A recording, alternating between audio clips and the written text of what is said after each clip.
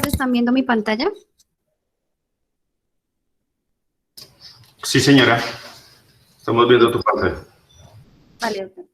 Bueno, buenos días para todos. Mi nombre es Jennifer Valeria Jaime Barbosa, soy residente de primer año y mi tutor fue el doctor Aymir Marín. El tema que vamos a hablar hoy es sobre las guías de práctica clínica de la sepsis. Entonces, ¿por qué es importante saber o hablar de este tema? Porque la sepsis es la principal causa de complicaciones y fallecimientos en la UCI neonatal. Tenemos como definición que la sepsis neonatal es un síndrome clínico que está caracterizado por un conjunto de signos y síntomas de infección que pueden estar o no asociados a enfermedad sistémica, o sea, bacteremia, y que ocurren durante el primer mes de vida. La podemos dividir en dos. En sepsis temprana, que ocurre dentro de las primeras 72 horas, esta se adquiere por transmisión vertical, o sea, por los gérmenes que están involucrados o que colonizan el canal del parto. La infección más frecuente o la presentación más frecuente de esta es la neumonía, y esta usualmente es la que tiene mayor morbimortalidad en los neonatos. La otra es la sepsis tardía, que ocurre después de las siguientes 72 horas hasta el final del periodo neonatal. Se adquiere usualmente por transmisión horizontal, o sea, adquirida en la comunidad o dentro de un centro hospitalario. La presentación más frecuente son la bacteremia y la meningitis, que son pues las principales causas de complicaciones y fallecimientos en las unidades de cuidados intensivos neonatales. Tenemos otra definición, que es la sepsis definitiva, que es la presencia de signos clínicos más el aislamiento del agente infeccioso en el hemocultivo, en el líquido cefalorraquídeo. Una sepsis dudosa, que es la presencia de signos clínicos más 2 paraclínicos positivos en ausencia de un hemocultivo positivo o un líquido cefalorraquídeo positivo. El por qué o para qué hicieron esta guía, cuál es su justificación. Entonces, debido a que el diagnóstico de la sepsis neonatal en estadios tempranos puede ser difícil y se basa principalmente en que el médico tratante pueda sospecharla ante la presencia de ciertos factores de riesgo o ante la presencia de ciertos signos o síntomas que pueden ser muy inespecíficos, que pueden presentarse no solamente en un escenario de sepsis neonatal, sino incluso en otros escenarios como causa de origen metabólico o de origen congénito. Otra de las razones es que la habilidad de los paraclínicos para diagnosticar sepsis es pobre o moderada, lo que nos lleva a que podamos hacer un sobrediagnóstico o un sobretratamiento, o todo lo contrario, que no hagamos un diagnóstico oportuno. Entonces, lo que quieren estas guías es estandarizar procesos y hacer recomendaciones precisas basadas en la mejor evidencia, que nos permitan tener una guía para la toma de decisiones en el enfoque y el manejo de la sospecha o confirmación de sepsis neonatal.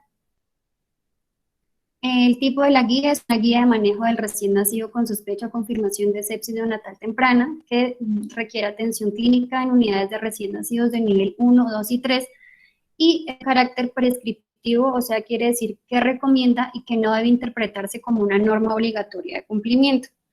¿Cuáles son los propósitos de la guía? Mejorar la calidad de la atención en salud y la utilización racional de los recursos, ayudar a consolidar una cultura de formulación de políticas en salud y de práctica clínica racional, y disminuir la variabilidad injustificada en el manejo diagnóstico y terapéutico.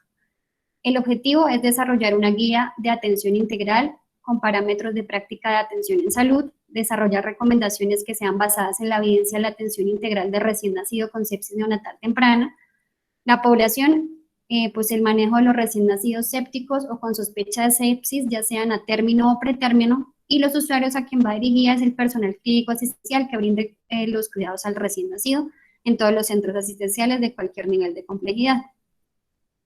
¿Cómo se realizó la guía? Entonces, primero se reunieron 4 grupos de personas: expertos metodológicos, expertos de contenido, representantes de los usuarios y representantes de los pacientes. Ellos revisaron inicialmente las guías basadas en la evidencia, luego pasaron a revisar las revisiones sistemáticas, luego los estudios individuales y por último la opinión de los expertos. Las guías que ellos encontraron útiles, hicieron una adaptación estandarizada por la metodología ADAPTE, y cuando no encontraron guías útiles, lo que se hacía era hacer recomendaciones de nuevo, donde se realizó una síntesis de la evidencia y se elaboraron perfiles y resúmenes de la evidencia según la metodología GRADE. Hablando un poco acerca de la incidencia, en América Latina la incidencia de sepsis neonatal está entre un 3.5 y un 8.9%. El riesgo de sepsis neonatal temprana en recién nacidos asintomáticos con antecedentes de riesgo va a cerca del 0.21%. En recién nacidos con examen dudoso de 2.6% y cuando tenemos recién nacidos con una enfermedad clínica es un 11%. Mientras que en la sepsis neonatal, más o menos la incidencia está en la sepsis neonatal tardía, más o menos la incidencia es de un 0.6% o un 14.2% en los recién nacidos que están internados. En Colombia, como tal, no se encontró un estudio multicéntrico que nos defina claramente cuál era la incidencia. Entonces, hablando un poco de los factores de riesgo de la sepsis neonatal, tenemos una lista que empieza por la fiebre intraparto, la presencia de coriamnionitis, la duración de la ruptura de membranas, la colonización por el estreptococo del grupo B, las necesidades de antibióticos intraparto, el líquido amniótico, cómo está el color o el olor, si presenta recién nacido taquicardia fetal, la edad gestacional y el peso a nacer, si es un hijo de una madre afrodescendiente y si es un embarazo múltiple.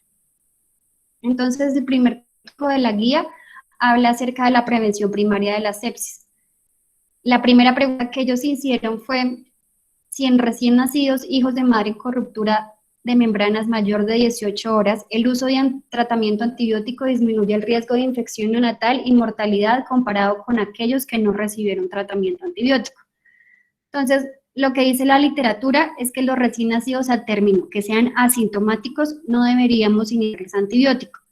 Si tenemos un recién nacido que sea a término, que presente síndrome de dificultad respiratoria durante su transición, deberían ser observados inicialmente y ya luego determinar si se requiere o no la administración de antibióticos. En recién nacidos a término, con factores de riesgo que presenten síndrome de dificultad respiratoria leve a moderada después de las primeras 6 horas de vida, tendríamos que hemocultivar e iniciar tratamiento antibiótico empírico hasta el resultado del hemocultivo.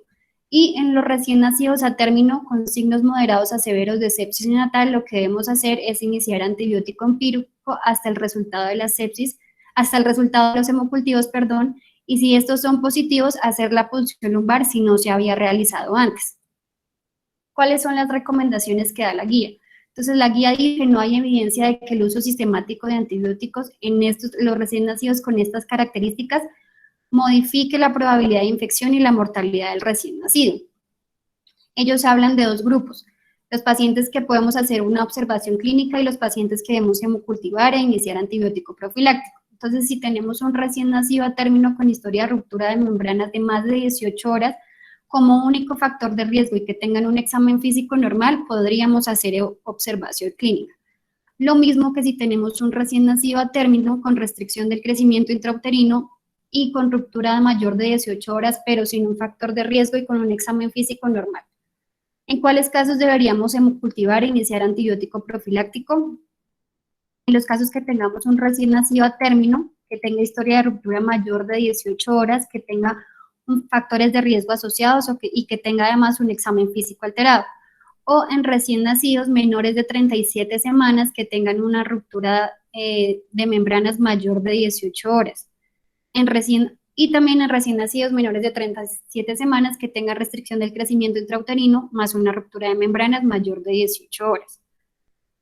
La siguiente pregunta que se hicieron fue si en recién nacidos, hijos de madres con fiebre mayor de 38 grados que no estuviera relacionada con coriamnionitis, la iniciación de tratamiento antibiótico en el periodo neonatal inmediato disminuía el riesgo de infección neonatal y mortalidad. La evidencia aportó que el uso sistemático de antibióticos en estos recién nacidos, hijos de madre con fiebre materna que no estuviera relacionado o asociado a coriamnionitis modificara la probabilidad de la infección o de la mortalidad.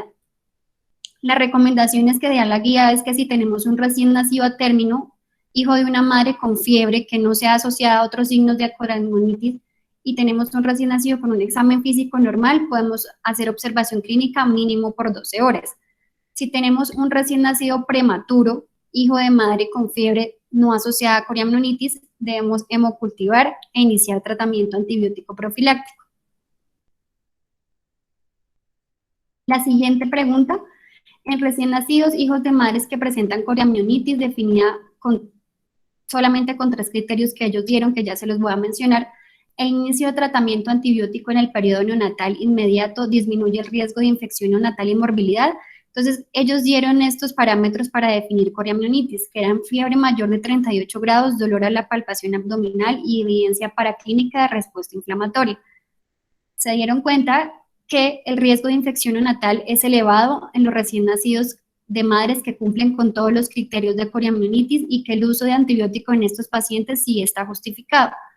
Entonces, la literatura dice que si tenemos una madre que haya recibido tratamiento adecuado de intraparto, la posibilidad de que tengamos un recién nacido con sepsis neonatal es baja. En recién nacidos mayor de 35 semanas que estuvieron expuestos a coriamnionitis, solamente en el 0.47 al 1.24% los hemocultivos fueron positivos. Y los recién nacidos menores de 35 semanas, solamente un 4.8% a un 16.9% salieron positivos. ¿Qué recomendaba la guía? Hacer observación clínica a todos los recién nacidos a término que fueran aparentemente sanos y cuando la madre no cumplía con todos los criterios que ellos dieron para definir coriamnionitis clínica. Y hemocultivar e iniciar tratamiento profiláctico a todos los recién nacidos a término con la madre, hijos de madre que cumpliera con todos los criterios que ellos dieron para definir coriamnionitis, o todos los recién nacidos pretérmino, así la madre no cumpliera con todos los criterios que ellos dieron para definir coriamnionitis. Entonces, la siguiente pregunta que ellos hicieron fue si en los recién nacidos a término, hijos de madres que presentaron rupturas de membranas de 12 a 18 horas, pero sin evidencia clínica de infección, la iniciación de tratamiento antibiótico en el periodo neonatal inmediato disminuye el riesgo de infección neonatal y mortalidad. Encontraron que no hay evidencia de que el inicio de antibiótico en estos pacientes disminuyera la mortalidad o el riesgo de infección neonatal. Las recomendaciones que ellos dieron fue que en recién nacidos aparentemente sanos, hijos de madre con ruptura con ruptura de membranas de 12 a 18 horas, se recomendaba observación clínica mínimo 12 horas. Y en los recién nacidos, hijos de madre con ruptura de membranas de 12 a 18 horas y con signos clínicos de infección, entonces en estos pacientes sí debíamos hemocultivar e iniciar antibiótico profiláctico. En recién nacidos, hijos de madres aparentemente sanas, el uso de ampicilina o penicilina durante el trabajo de parto, independientemente del reporte del estreptococo del grupo B materno, disminuye el riesgo de infección neonatal o muerte. Lo que dice la evidencia es que el uso de antibiótico intraparto en mujeres que tenían un tamizaje positivo para estreptococo del grupo B disminuía el riesgo de infección neonatal. Entonces, las recomendaciones que ellos dieron es que si estaba disponible el tamizaje, todas las gestantes deberían tener su tamizaje a partir de las 35 semanas. Si el tamizaje era positivo, debíamos iniciar antibiótico intraparto con ampicilina o penicilina. Si la gestante tenía al menos un factor de riesgo, que ellos dieron fue que tuviera una historia de un recién nacido previo con enfermedad invasiva por estreptococo del grupo B, una infección urinaria confirmada por estreptococo del grupo B en el embarazo actual, un parto prematuro con una ruptura de membranas mayor de 18 horas. En estos pacientes también se recomendaba el uso de antibiótico intraparto.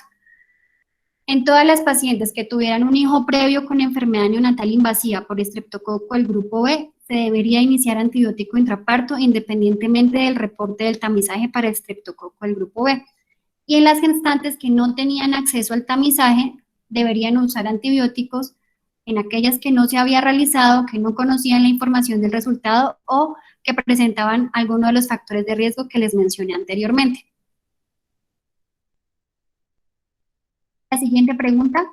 La tamización para estreptococo del grupo B con frotis rectovaginal seguido de tratamiento antibiótico intraparto de las madres portadoras disminuye la incidencia de infección neonatal y muerte comparado con no hacerlo. Entonces, la evidencia demostró que sí existe disminución en el riesgo de infección neonatal en las pacientes que tenían un tamizaje para estreptococo del grupo B positivo y que utilizábamos antibiótico intraparto. Entonces, las recomendaciones es que si el tamizaje es positivo, deberíamos iniciar antibiótico intraparto con el fin de disminuir la incidencia de infección y de muerte neonatales como una recomendación fuerte a favor. Entonces, para hablar un poco acerca del diagnóstico, pues sabemos que el hemocultivo es el gold estándar, que podemos realizar otros exámenes como el hemograma, la PCR, de que ellos hablaban que su valor negativo es mucho más predictivo de no infección, la punción lumbar, que se utiliza más en sepsis temprana que en sepsis tardía, y el urocultivo, que no se realiza de rutina, debido a que la incidencia de infección urinaria en los recién nacidos es muy baja. El siguiente tópico que ellos mencionaban era sobre el diagnóstico oportuno. Entonces, en recién nacidos con sospecha de infección neonatal, el cuadro hemático y las medidas derivadas del mismo como índices leucocitarios tienen alta sensibilidad para detectar infección neonatal. Ellos mencionaban que no se recomendaba utilizar parámetros como sensibilidad y especificidad, sino deberíamos usar el odds radio, ya que estos eran más asociados con diferentes niveles de recuento total de leucocitos o recuento total de neutrófilos o la relación de formas inmaduras a neutrófilos totales, ya que tenían una alta capacidad de discriminación. Entonces, la recomendación que ellos dan es que el hemograma podemos diferir la toma hasta al menos las 4 horas de vida, ya que la habilidad discriminativa de las diferentes mediciones en el hemograma es significativamente mayor cuando la muestra se toma después de las 4 horas del nacimiento. No recomendaban tomar cuadro hemático en recién nacidos a término sin factores de riesgo para sepsis neonatal, y en recién nacidos que tuvieran un riesgo moderado o bajo para sepsis y teníamos un recién nacido estable, podíamos esperar hasta tomar el hemograma dentro de las siguientes 4 horas de vida. La siguiente pregunta: en recién nacidos con sospecha de sepsis neonatal temprana, ¿la proteína C reactiva tiene alta sensibilidad para detectar infección neonatal? La evidencia demostró que la PCR tiene una baja sensibilidad para el diagnóstico de la sepsis neonatal temprana. La recomendación que ellos dan es que debido a su baja sensibilidad no deberíamos emplearla como prueba inicial para el diagnóstico de sepsis neonatal, pero que sí podríamos hacerlo para la monitorización de los recién nacidos que ya tuvieran tratamiento antibiótico. Recién nacidos con sospecha de infección neonatal atendidos en sitios donde está disponible la procalcitonina tiene alta sensibilidad para detectar infección neonatal. La evidencia demostró que la procalcitonina tiene adecuada sensibilidad diagnóstica para la sepsis neonatal temprana. Ellos recomendaban no utilizarla de rutina, ya que no tenemos suficiente información acerca de los puntos de corte que nos indiquen cuándo hay sepsis neonatal. El tópico 3 hablaba de las pruebas diagnósticas confirmatorias. Entonces, la primera pregunta que ellos hicieron fue que si en recién nacidos con sospecha de infección neonatal temprana, ¿cuáles son los factores de riesgo asociados a una posibilidad de meningitis lo suficientemente alta para que se justifique una punción lumbar? No encontraron evidencia directa sobre cuáles eran los factores de riesgo asociados a un mayor riesgo de meningitis en sepsis neonatal temprana. Las recomendaciones que ellos dan es que si tenemos un recién nacido a término o prematuro, no tiene con factor de riesgo, pero que luce sano, deberíamos realizar punción lumbar. En recién nacidos con clínica de sepsis o hemocultivos positivos, sí deberíamos realizar punción lumbar, y en un recién nacido que está inestable, podríamos diferir la punción lumbar e iniciar el tratamiento antibiótico primero.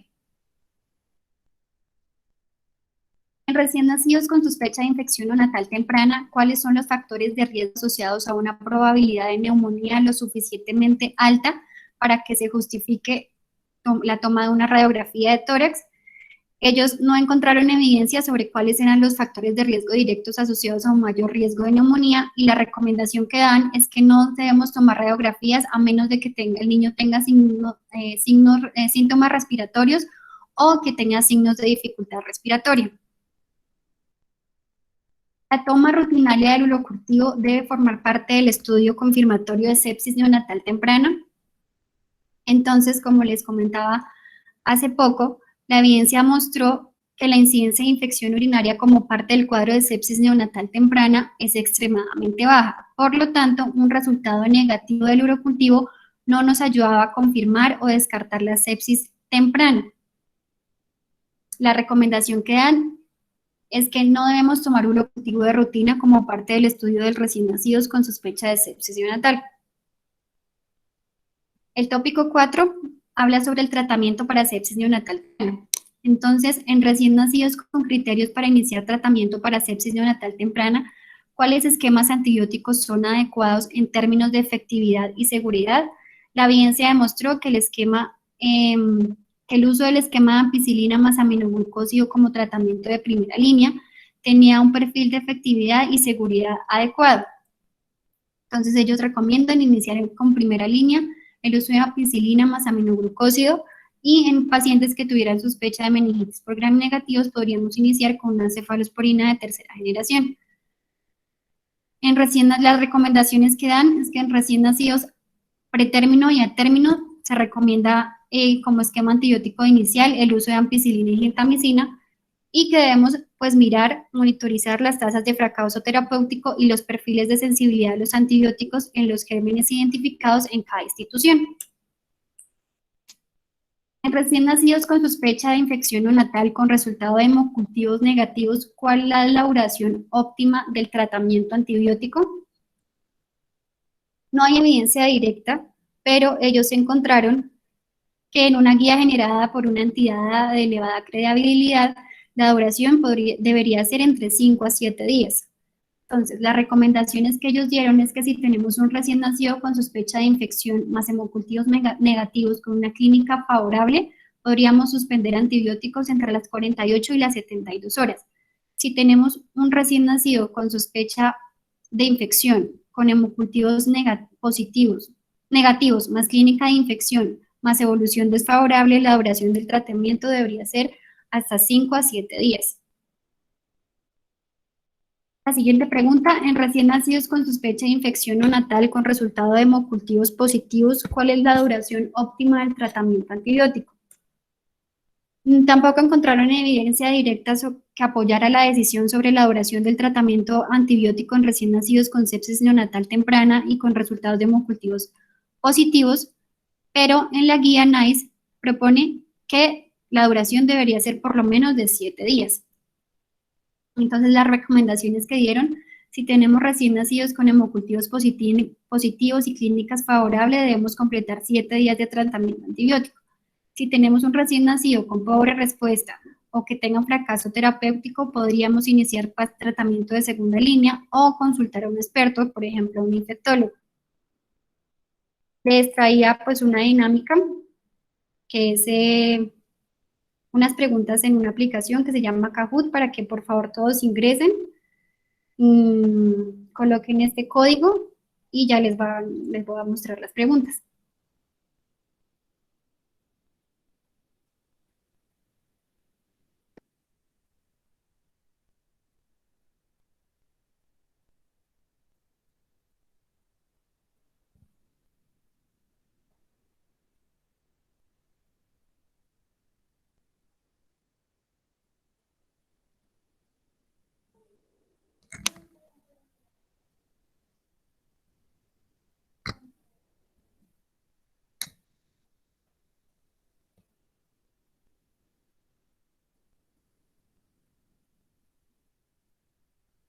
Pues esta es una dinámica para ver si quedaron algunos conceptos claros. Obviamente no les hice todas las preguntas de la guía, pues porque eran muchas y nos íbamos a demorar mucho tiempo.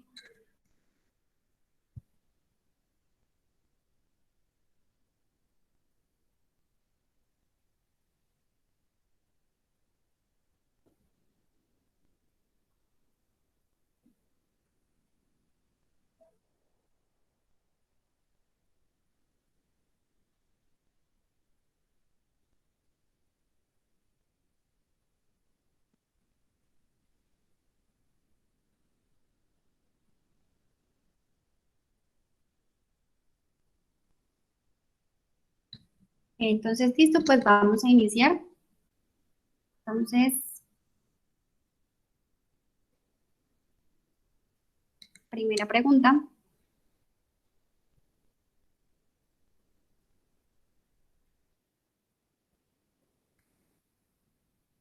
Mm, Creo que no están viendo mi pantalla.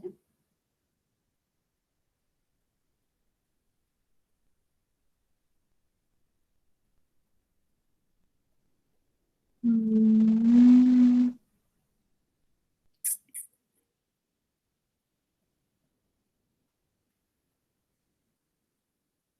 sé cómo hacer.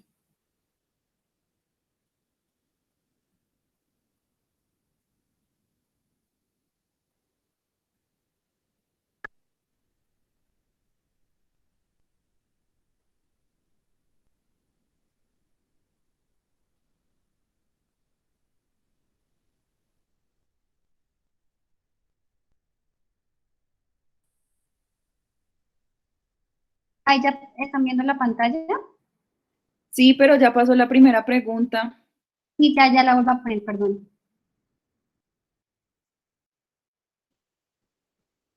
Listo. Ya va a volver a empezar.